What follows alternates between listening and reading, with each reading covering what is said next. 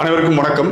கடந்த சில நாட்களுக்கு முன்பு சென்னை உயர்நீதிமன்றத்தில் நடந்த ஒரு ஆர்ப்பாட்டத்தில் கலந்துவிட்டு விடுதலை சிறுத்தைகள் கட்சியின் தலைவர் அண்ணன் திருமாவளவன் அவர்கள் வெளியிலே காரிலே வரும்பொழுது நீதிமன்றத்தால் வக்கீல் சங்கத்தால் தடை செய்யப்பட்ட வழக்கறிஞர் தொழில் செய்வதற்கு தடை செய்யப்பட்ட சமூக விரோத செயல்களில் தொடர்ச்சியாக ஈடுபட்ட காரணத்தினால் தடை செய்யப்பட்ட ராஜீவ்காந்தி என்ற அங்க இருக்கக்கூடிய ஒரு போலி வக்கீல் என்ன பண்றாருன்னா தன்னை பிரபலப்படுத்திக் கொள்ள வேண்டும் என்ற காரணத்திற்காக சாதிய வன்மத்தோடு தோழர் திருமாவளவன் வருகின்ற வண்டிக்கு முன்னால் அவனுடைய இருசக்கர வாகனத்தை வேகமா இடித்தது போல் நாடகம் ஆடுறான். அது காணொலி நல்லா தெரியுது.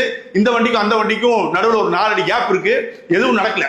இடித்தது போல் நாடகம் ஆடி விட்டு டக்குனு வண்டியை நிறுத்தி கோபத்தோடு அவதூறு வார்த்தைகளை சொல்லிக்கொண்டு டிரைவர் பக்கத்தில் கூட போகாம அண்ணன் திருமாவளவன் அமர்ந்திருக்கக்கூடிய அந்த இருக்கைக்கு இடது பக்கம் அவன் கடும் கோபத்தோடு அவற்றுக்குள் பேசுறான். பேசும்பொழுது அண்ணன் திருமாவளவனை பார்த்துக் கொண்டிருக்கின்ற பொதுமக்களும் பின்னால் வந்த அண்ணன் திருமாவளவனின் பாதுகாவலர்களும் வேகமாக ஓடி அவனை அப்புறப்படுத்துவதற்கு முயற்சி செய்யறாங்க. உடனே அவன் யாரா இருந்தா என்ன, இப்ப உள்ள தலைவர் இருக்காரு என்று அவங்க சொல்றாங்க. யாரா இருந்தா என்ன அப்படின்னு சொல்லிட்டு அங்க கலவரத்தை உண்டாக்கும் நோக்கத்தோடு அண்ணன் திருமாவளவன் உயிருக்கு அச்சுறுத்தல் ஏற்படும் நோக்கத்தோடு அவன் செயல்பட்டதை பார்த்தோன்னே பொதுமக்கள் அவனை விரட்டி சென்று துரத்துகிறார்கள். இதுதான் நடந்தது.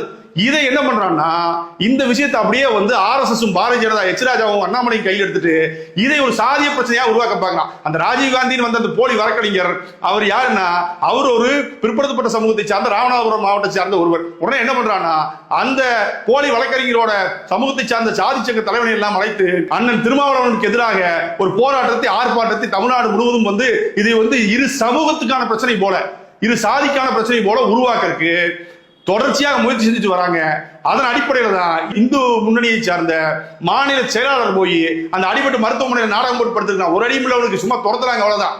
மருத்துவமனையில் நாடகம் போட்டு படுத்தக்கூடிய நபரை போய் தொடர்ச்சியா பாரதிய ஜனதா கட்சியை சார்ந்த தலைவர்களும் இந்து முன்னணியை சார்ந்தவர்களும் சாதி சங்கங்கள் வைத்திருக்கக்கூடிய RSS பின்புலத்தில் இருக்கக்கூடிய சாதி சங்கங்கள் வைத்திருக்கக்கூடிய அந்த சாதி சங்க தலைவர்கள் எல்லாம் போய் அவங்க சந்திச்சு தொடர்ச்சியா சந்தித்து இதை ஒரு மிகப்பெரிய சமூக முரண்பாடாக சமூக கலவரமாக ஏற்படுத்துவதற்கான வேலையில தொடர்ச்சியா ஈடுபட்டு வராங்க. இந்த சாதி சங்க தலைவர்கள் எல்லாம் எப்படின்னா அந்த சமூக இவன் இதுவரைக்கும் எந்த சாதி சங்க தலைவரும் நான் சமூகத்தை சார்ந்த மாணவனை நான் படிக்க வச்சு கல்வியில உயர்த்தி தான் பாரு MBBS படிக்க வச்சுட்டு ஒரு 50 பேர்த்தை காட்ட சொல்லுங்க. எவனாவது ஒரு சாதி சங்க தலைவனை எவனாவது ஒருத்தர் நான் ஒரு 50 பேர் வக்கீல் பண்ணிருக்கேன்னு காட்ட சொல்லுங்க. எதுவும் இல்லை. அவன் அந்த இளைஞர்களை மூலச்செலவு செஞ்சு கட்ட பஞ்சாயத்துக்கு பயன்படுத்துறது, கலவரத்துக்கு பயன்படுத்துறது, அதுக்கப்புறம் கொலை செய்யறதுக்கு பயன்படுத்துறது. இதுக்கு தான் அந்த பிற்படுத்தப்பட்ட சமூக மாணவர்கள் இளைஞர்களுடைய வாழ்க்கையை பாழாக்கிட்டு இருக்காங்க. இதுதான் நம்ம கண்ணு முன்னாடி பார்த்துட்டு இருக்கக்கூடிய அந்த அவலத்தை கொடூரத்தை நம்ம தொடர்ச்சியா பார்த்துட்டு இருக்கோம்.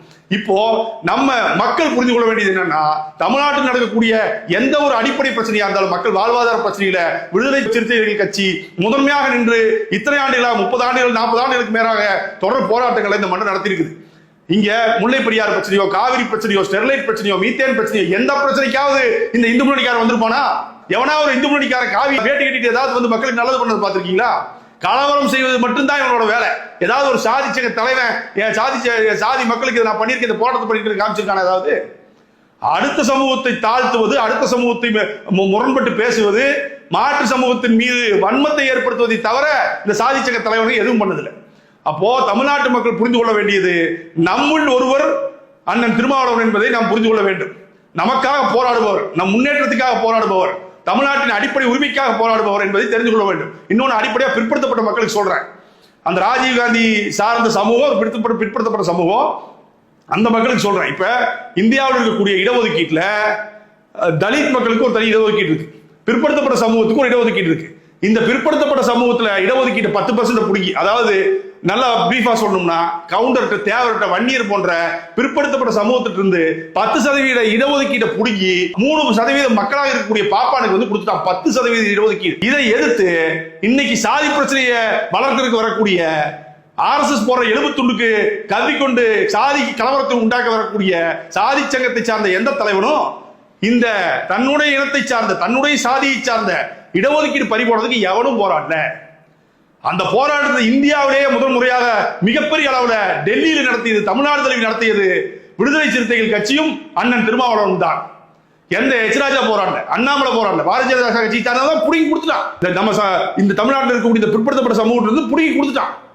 அப்போ நம்மில் ஒருவராக இருக்கக்கூடிய திருமாவளவன் அவர்களை, நம்மில் ஒருவராக நமக்காக போராடக்கூடிய விடுதலை சிறுத்தைகள் கட்சியை தனிமைப்படுத்தக்கூடிய, அந்நியப்படுத்தக்கூடிய வேலையை செய்பவர்களை எதிர்த்து நிற்க வேண்டிய தார்மீக கடமை நமக்கு இருக்கின்றது.